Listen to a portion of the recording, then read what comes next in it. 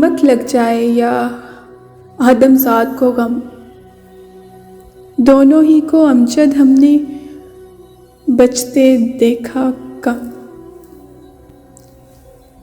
ये गम है क्या चीज़? ये बात इंसान को तब तक समझ नहीं आती जब तक वो खुद इस कैफियत से गुजर नहीं जाता। आज रक्शोलॉजी सीरीज़ के सिलसिले की इस पहली एपिसोड में हम गम पर ही बात करने वाले हैं। गम के उस इंतहाई दर्जे पर जो किसी बहुत प्यारे को हमेशा के लिए खो देने का हो, किसी अजीज़ जान रिश्ते से ज़िंदगी भर के लिए बिछड़ जाने का गम, किसी बहुत ही प्यारे को ज़िंदगी में दोबारा फिर कभी देख ना पाने का गम। ज़िंदगी एकदम से बिल्कुल बदल जाती है, 360 डिग्री का चेंज आता है। इसके सारे मानी, हर खुशी का मतलब, हर गम का मफ़हूम यकसर बदल जाता है। इस मौजू पर हम बात करने लगें तो शायद हमारी बात बहुत आगे निकल जाएगी और वापस मुड़ना मुश्किल हो जाएगा। लेकिन हमारा आज का मौजू इससे थोड़ा मुख्तलिफ है। आज हम बात करेंगे कि कोई हमारे आसपास अगर इस कैफियत से गुज़र रहा है, जिसके खसारे या जिसके गम से हम बराह रास्त मुतल्लका नहीं हैं, लेकिन क्योंकि वो हमारा दोस्त है या हमारा रिश्तेदार है, उसकी वजह से हम दुखी हैं, अफसुर्दा हैं और चाहते हैं कि वो इस कैफियत से जल्द अज जल्द बाहर निकल आए, वो नॉर्मल ज़िंदगी में दोबारा से लौट आए और सब कुछ पलक झपकने में ठीक हो जाए। तो सुन लीजिए कि ऐसा मुमकिन नहीं है। आपको उस इंसान के साथ ग्रेजुअली और स्लोली अपना ताल्लुक़ मेंटेन करना पड़ेगा। वो आपकी बातें नहीं सुन सकता, वो आपकी बातें नहीं समझ सकता। वो इस वक्त इस फ्रेम ऑफ माइंड में है ही नहीं कि तसल्ली के कोई अल्फाज उसके दिल पर, उसके ज़हन पर कारगर साबित हों। आपकी ये कोशिश बेसूद है। इस वक्त उसे आपकी सपोर्ट की ज़रूरत है, आपकी अनकंडीशनल गैर मशरूत सपोर्ट की। बहुत बार ऐसे मौक़े आएंगे कि आपको लगेगा ये इंसान तो ठीक होना ही नहीं चाहता। इसे तो शायद लगता है कि इसका दुख दुनिया में सबसे बड़ा है।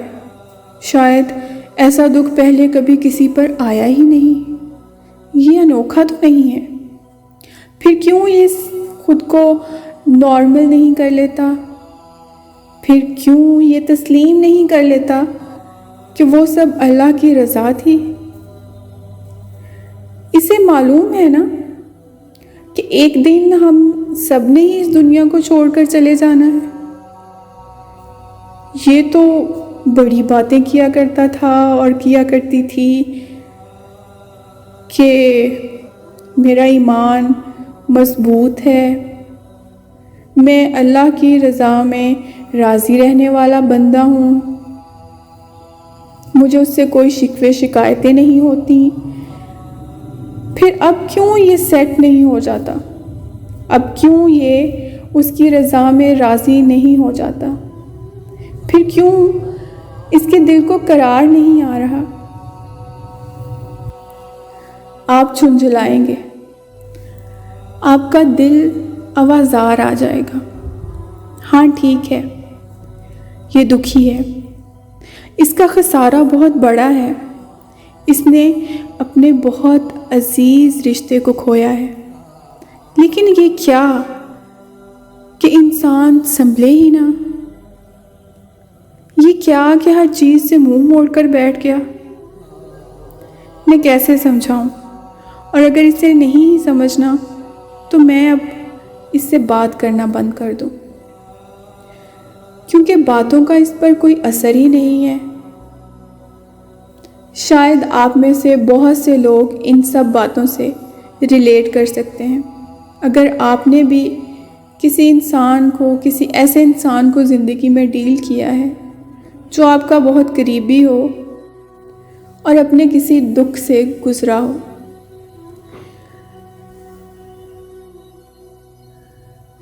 غم کسی ٹائم فریم کے ساتھ نہیں آتا، نہ ہی اس کا کوئی شیڈیول ہوتا ہے جسے دیکھ کر ہم یہ پتہ چلا لیں کہ اس کی مدت کب سے کب تک ہے۔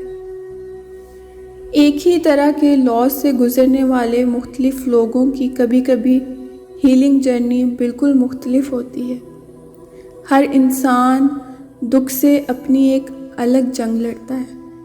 وہ کہتے ہیں نا کہ گریف ایک یونیورسل چیز ہے، یعنی کہ دنیا میں شاید ہی کوئی انسان ایسا ہو جس پر کبھی غم نہ آیا ہو، لیکن ہاں یہ بہت پرسنل چیز بھی ہے، کیونکہ ہر انسان جو غم سے گزرتا ہے اس کی جرنی مختلف ہوتی ہے، اس کا تجربہ بھی مختلف ہوتا ہے۔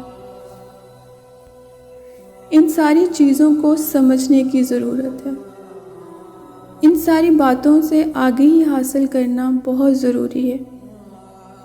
ہم کسی کے خسارے کو مٹا نہیں سکتے، ہم کسی کے پیارے کو واپس لا نہیں سکتے، لیکن ہمارا رویہ اور ہمارے لفظ کسی کے دکھے ہوئے دل کی تھوڑی سی تسلی کا سامان ضرور بن سکتے ہیں۔ لوگوں کو اور لوگوں سے اپنے تعلق کو ایسے کٹھن مراحل پر وقت دیں۔ آپ کا وہ دوست یا عزیز جو اپنے کسی بہت پیارے رشتے کو ہمیشہ کے لیے کھونے کے بعد دکھ کی اتھاہ گہرائیوں میں گر چکا ہے، اسے واپس لانے میں وقت لگے گا، تو اسے وقت دیجیے، اس کی بات سنیے۔ ہاں آپ اکتا گئے ہوں گے، لیکن پھر بھی اس کی بات سنیے۔ وہ کہنا چاہتا ہے وہ ساری باتیں بار بار دہرانا چاہتا ہے جس سے اس کے پیارے کی یادیں جڑی ہیں۔ اسے تسلی نہیں ہوتی، اس کا دل نہیں بھرتا۔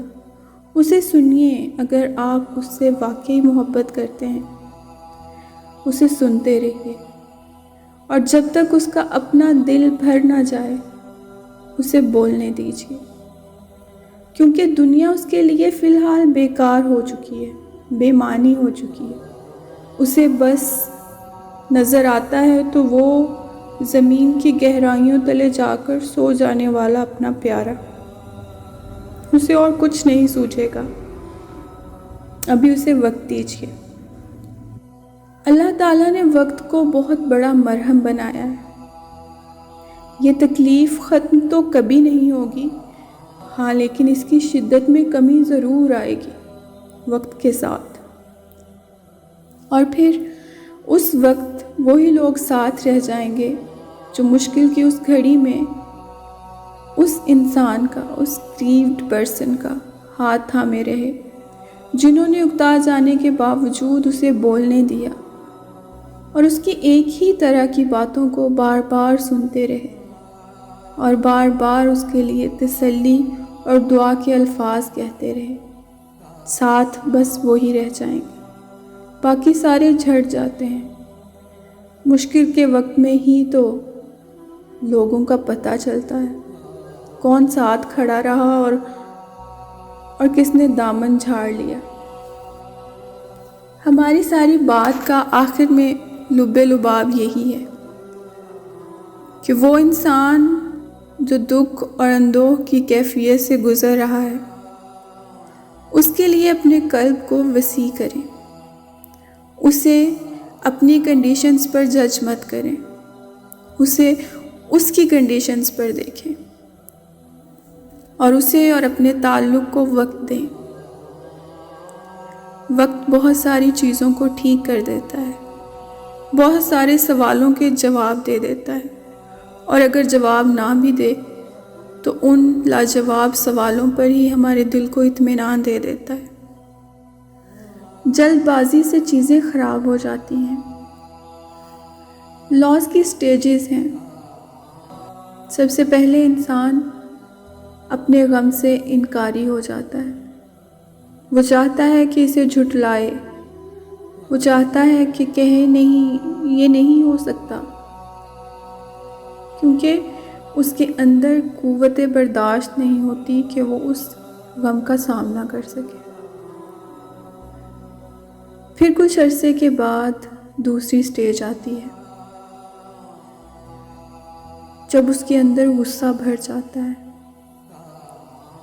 اسے لگتا ہے کہ میرا کوئی اپنا قصور ہے، کہیں کوئی کمی رہ گئی، میں کچھ کر نہیں پایا جو مجھے کرنا چاہیے تھا، میں اپنے جاتے ہوئے پیارے کو بچا سکتا تھا، میں اسے فلاں ہاسپٹل نہیں کسی دوسرے ہاسپٹل لے جاتا، میں نے تھوڑی دیر کر دی، میں تھوڑی جلدی کر لیتا۔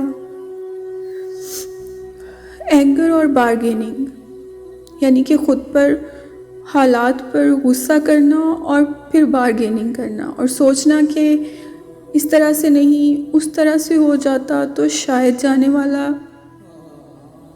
جانے والا نہ جاتا۔ بہت ساری باتیں ذہن میں آتی ہیں۔